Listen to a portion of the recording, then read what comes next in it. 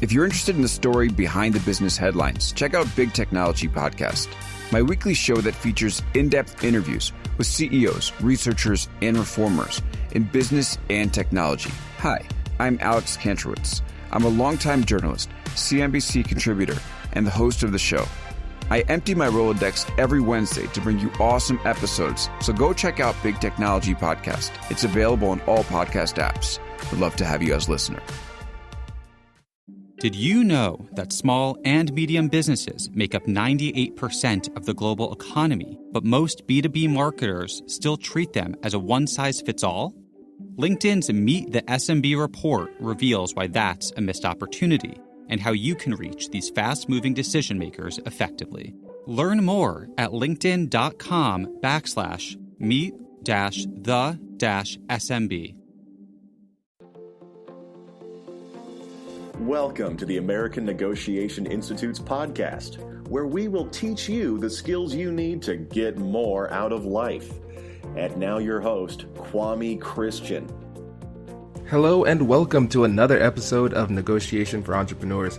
My name is Kwame Christian. I'm a business lawyer and I am passionate about teaching you how to be more persuasive and negotiate for your business. So before we jump into the interview, I want to tell you a fun story from last week. So last week was restaurant week in Columbus, so my wife and I decided to take advantage of some of the deals. So you can get an appetizer, an entree, and a dessert for $15, which is a pretty solid deal. The only problem was that with the specific restaurant we went to, you were only limited to one option. So Whitney wanted something else on the menu, and I only wanted to pay $15 for it. So I talked to the server and got nowhere. Then I talked to another server and got nowhere. Then I found a manager, the ultimate decision maker, and I am pleased to inform you that after 13 minutes of intense negotiation, I was able to get him to agree to the deal price, and I was able to save a whopping $2, which is going right into my son's college fund. So you're probably wondering why I wasted my time trying to save $2 at a restaurant. So one of the keys to negotiation is confidence. And there are two main ways that you can get confidence. So the first way is through learning, which is what you're doing by listening to this podcast. And the second way is by practicing. So I shared that story with you because I want you to take advantage of every opportunity you have to negotiate. Like I mentioned in one of my earlier episodes, one of the hardest parts of negotiation is the ask. Taking advantage of these everyday opportunities to negotiate will make it easier for you to ask for what you want when the time comes in the important circumstances. So I call this mastering the mundane, and it's one of the fastest ways that you can improve your negotiation skills. So I know some of you are asking, how do I even know what I can negotiate? I'm glad you asked, because I have a free gift for you. It's a list of all of the things in your business and personal life that are negotiable. So all you need to do is go to AmericanNegotiationInstitute.com/list. Again, that's AmericanNegotiationInstitute.com/LIST. And I am going to put this link in the description. So if you use any of these techniques successfully, please let me know. Write a review and put your story right into the review so everybody can see it. Also, if you have a specific topic that you would like me to cover, leave a review and ask me to teach you that topic. So for example, multiple listeners have asked me how to negotiate when buying a car. And I think it would be valuable because the technique that I'm going to show you can be utilized in a number of different high-value negotiations. So sometime in the next month, I'll walk you through this step-by-step process to get the best deal you can on the car. And I'll record the conversation with the dealership so you can actually see it in action. So it'll be a lot of fun. And now the moment you've all been waiting for, our interview with the one and only Pat Flynn. So for those of you that don't know Pat, his Smart Passive Income podcast is one of the most popular business podcasts in the world. He's helped thousands, if not millions, create and improve upon their businesses. I can honestly say that I wouldn't be doing what I'm doing today without his guidance, and so I'm genuinely humbled to have had the opportunity to chat with him. So here's what I want you to pay attention to in our interview. Pat shares about how generosity is key to doing business and was the key for his business success. He also talks about the importance of cultivating and maintaining relationships. And lastly, he shares a fun story about his negotiation with his first sponsor. So without further ado, let's jump into the interview. All right, we are here with Pat Flynn, one of my, I call him a distance mentor. Thank you so much for being here with us today. Yeah, absolutely. Happy to be here. Yeah, so can you tell us a little bit about how you've used negotiation or persuasion techniques in your business? You know, I'm probably not as purposeful as a lot of people think in terms of, those kinds of techniques. I just go with the flow. I try to go to natural progression in terms of if I'm making a sale, I want to build a relationship first. And I always try to get it to a point where the other person wants more from me.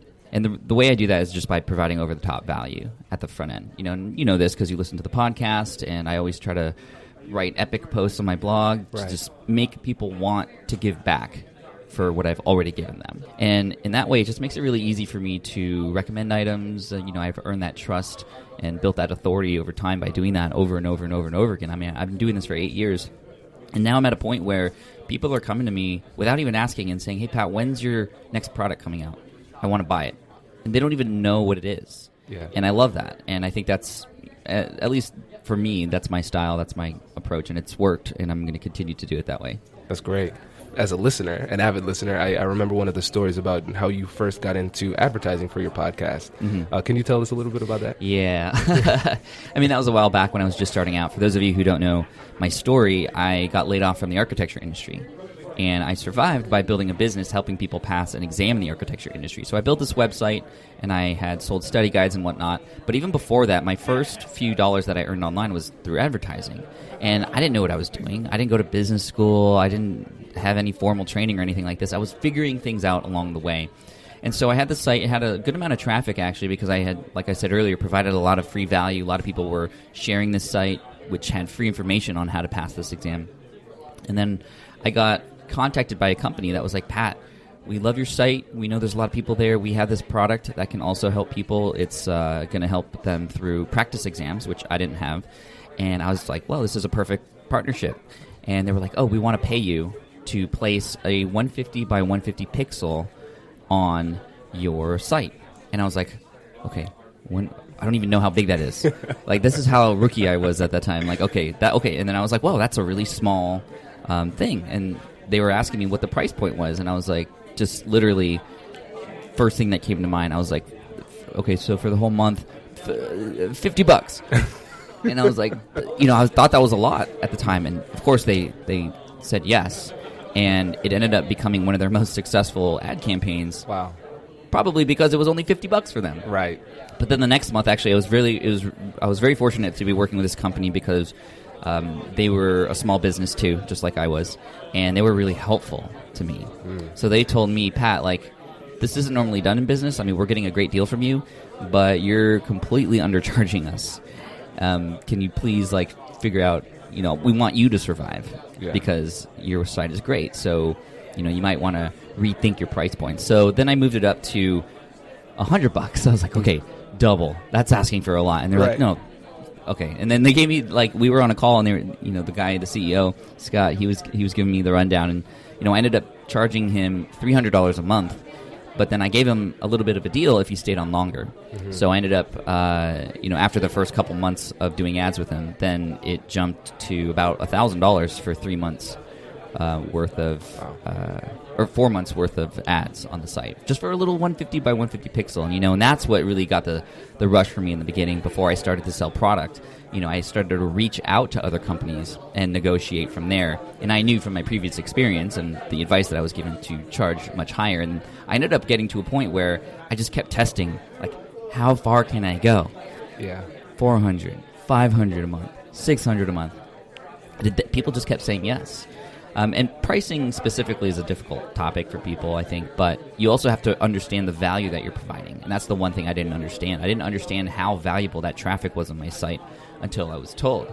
So it was a good experience. It was something that I've learned and I remember, so thank you for helping me remind that everybody of that story. Yeah, no problem. I think it's really instructive And honestly, from the other side, too, from the other businesses' perspective, because a lot of times when people think about negotiation, they just think about how much more can I get? The immediate result. Yeah, and from their point of view, they really cared about you and wanted to build a relationship. Exactly, and still to this day, we are partners. I'm now not serving ads, but I'm an affiliate for them. And every month I send, hundreds of customers their way. And they're happy to link back to my site, too, which helps both of us out for search engine optimization and whatnot. The relationships that we build in our businesses is really, really important, obviously, as you could see. Right. Let me ask you this question. If they wouldn't have told you that $50 was too cheap and they just kept on going with $50 for maybe the next few months, maybe even a year, I don't know, what would your relationship be with them right now? I mean, I feel like I would still support them. Okay. Maybe I wouldn't get to a point where I would have dinner with these people, which I've done before. Yeah. It's gotten to that level, but I wouldn't have known. But I think I probably would have figured it out eventually because I've been able to connect with a lot of other entrepreneurs who more than likely would have told me that I was undercharging too, based on their experience. So that's another big thing for me. I'm in 2 different mastermind groups where I learn from other people's experiences, and we're all brutally honest with each other. We hold each other accountable, and we share each other's goals. And, I'm there to be brutally honest and hold people accountable, too, in these groups. So I'm in 2 of them that meet every single week. And by far, I've learned the most in those groups. Wow. So for somebody in your position now, I would imagine there are a lot of opportunities coming your way, people trying to get in your ear and all the time. All the time. So how do you determine which opportunities are good for you and which are bad? Yeah, I mean, there's several different kinds of opportunities. There are speaking opportunities, for example. But the most requested, I guess you could call, opportunity is what's known as a JV partnership or some sort of affiliate relationship where people, similar to the exam story, people know that I have a lot of traffic and they want to get in front of it. And there's obviously different ways to do that now with my business that I currently have through the blog, through the podcast, like sponsorships and whatnot, and also a YouTube channel, and even my social media channels are quite big now, so people want to get in front of those audiences. So the big question is, well, how do I understand who to say yes to and who to say no to, right? For me, I've just made it really easy for myself. I only recommend and promote other companies that I've used before. Hey you, I'm Andrew Seaman. Do you want a new job? Or do you want to move forward in your career? Well, you should listen to my weekly show called Get Hired with Andrew Seaman. We talk about it all, and it's waiting for you, yes you, wherever you get your podcasts. Small and medium businesses don't have time to waste, and neither do marketers trying to reach them. On LinkedIn, more SMB decision makers are actively looking for new solutions to help them grow, whether it's software or financial services. Our Meet the SMB report breaks down how these businesses buy and what really influences their choices. Learn more at linkedin.com/meet-the-SMB. That's linkedin.com/meet-the-SMB. I like it. And it makes it very simple for me to say no, which is one of the hardest things to do. Yeah. And it also makes it very good for the people who are listening to those recommendations because they know that I've been able to kind of vet this company and become almost a spokesperson for them in an honest way, not because of the money, but because of what I know that product can do. I know that the trust that we have with our audience is the most important thing in the world. And if I were to recommend a product just because it had a high commission, for example, yeah, maybe I'd make a lot of money up front.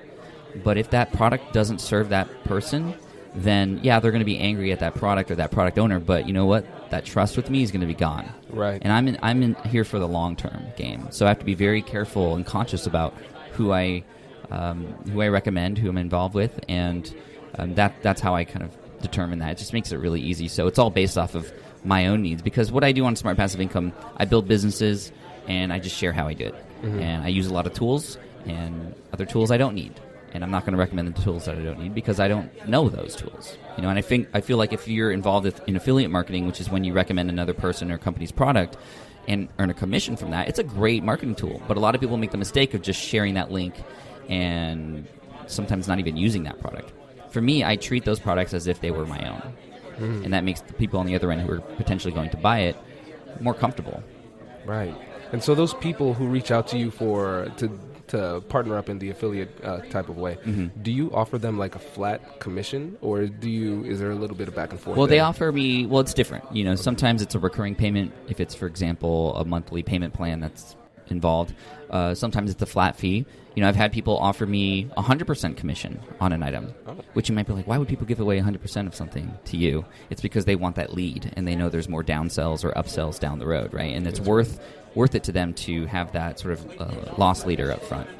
So, what I found that works best for me is that because I'm trying to think back of those to those relationships that started via emails that then led to, for example, promotions that I've done for people.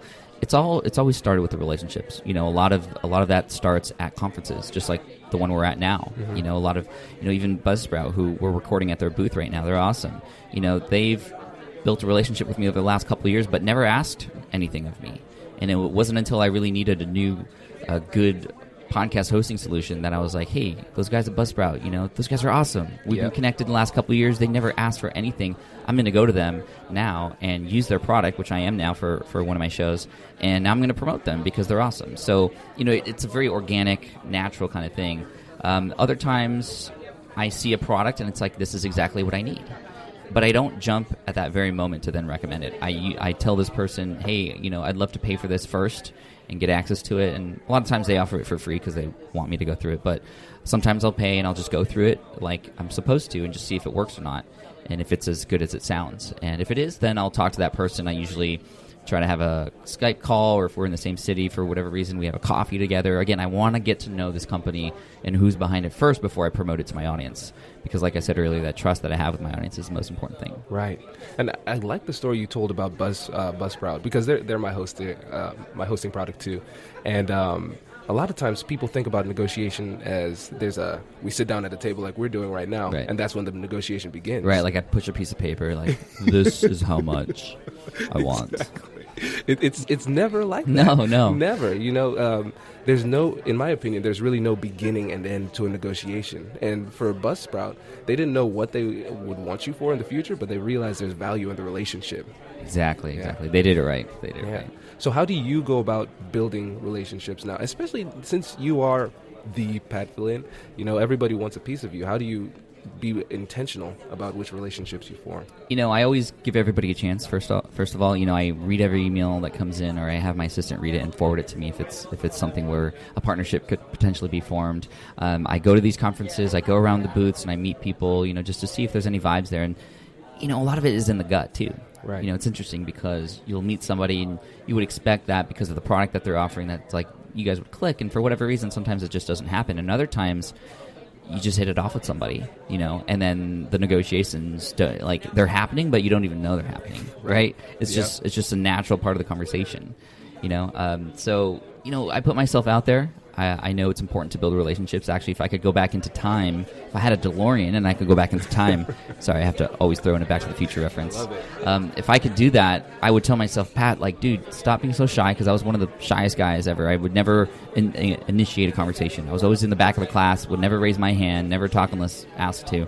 It was a big mistake, because the relationships that you build are so important. You never know that next person that you meet or introduce yourself to could be the catalyst for that success that you're looking for, or know somebody who knows somebody that can help you with that next thing that you're working on, Right. And for me, I've always learned that I don't know everything, and I have strengths and I have weaknesses, and the only way to really progress in a much faster way is to understand what those weaknesses are and find people and ask for help. And that's one of the hardest things to do. That's a part of negotiation too. It's like not asking to do like a product sale or anything like that, but it's asking for help. Yep. And a lot of what starts that is me first providing value to others, so that when it's time for me to ask for help on something, that law of reciprocity comes into play. Exactly. That's great. So I know we're coming up on time, so I just wanted to ask you this last question. What piece of advice would you give to entrepreneurs who are just starting off or getting to where they want to go? The biggest tip, there's a ton of tips. I'm going through the files right now. But for me, the biggest thing is similar to what I had said earlier. Go out and put yourself out there, and don't be afraid to fail and meet people and just kind of figure things out along the way. Too many people, especially entrepreneurs, they're perfectionists, right? and they want to work on their thing for so long and then share it with the world, where, every day you don't have that thing out there providing value in the world is a day that somebody's not benefiting from what you have to offer. And perfection, I feel, is just a form of procrastination because we're scared, and that's okay. But I would also say that, being scared, having that fear, that resistance that comes, especially in the beginning moments of entrepreneurship, that's a sign that this is something that is meaningful to you because you want it to work, right? Right. So just keep going, keep failing. As long as you're falling forward, you're always making progress. I like it. Well, thank you so much for chatting with me. I really appreciate it. Thanks. Appreciate it. So I hope you found this helpful. If you like this episode, please leave a review on iTunes, or if you're using Android, on Stitcher. That really helps promote the podcast. I also want to give a big shout out to my hosting platform, Buzzsprout. So this interview was broadcast live at their booth at Podcast Movement, a podcasting conference in Chicago. So Buzzsprout is actually the whole reason that I was able to get the interview with Pat. So I'm not sponsored by them or anything, but I wanted to share this with you because I want to connect you with a great resource. So does Buzzsprout have a great product? Yes, absolutely. So are they easy to use and well designed? Yeah, for sure. But that's not why I chose them. So the reason I chose them was because I was between two options and their customer service was just unmatched. It was night and day. And so they were extremely responsive, incredibly helpful, and incredibly friendly. And so after that, they had me. It didn't even matter what it cost. I was going to go with them because of the personal relationship with them. So shout out to Buzzsprout, and thank you again for connecting me with this opportunity. Also, remember, if you have a specific question that you want to ask me, or you have a successful negotiation and you want to share it with everybody, leave a review. Write that story right in the review, and write that request right into the review, because I want to hear from you. And those of you that are on our newsletter, keep an eye out for an email, a personal email from me. So I am personally sending individual emails to everybody on our list. It's kind of like a labor of love. You think I'm joking when I say that I want to hear from you, and I'm serious. So I want to make sure that I'm providing you with content that you would find helpful. So getting your direct feedback is the best way for me to do that. I always want to stay relevant. And lastly, if you're interested in coaching, consulting, or training, please feel free to reach out to me. Here are a couple of examples of projects that I'm working on. So I'm consulting with a lawyer to help him strategize for a multi-million-dollar settlement negotiation. And I'm helping some entrepreneurs negotiate internally with their partners to figure out how to divide the business. If you remember in our last episode, my friend Paul told us about his partnership nightmares. And so that's why I'm so happy that this person reached out to me, because it's really important to make sure you handle these things appropriately early on in the relationship. So the way I think about it, negotiation is where persuasion and problem solving meet. So feel free to reach out if you have a problem and you need help solving it. Thanks again for listening. I really appreciate all of your support, and I want you all to have a great week, and I'll catch you in the next one.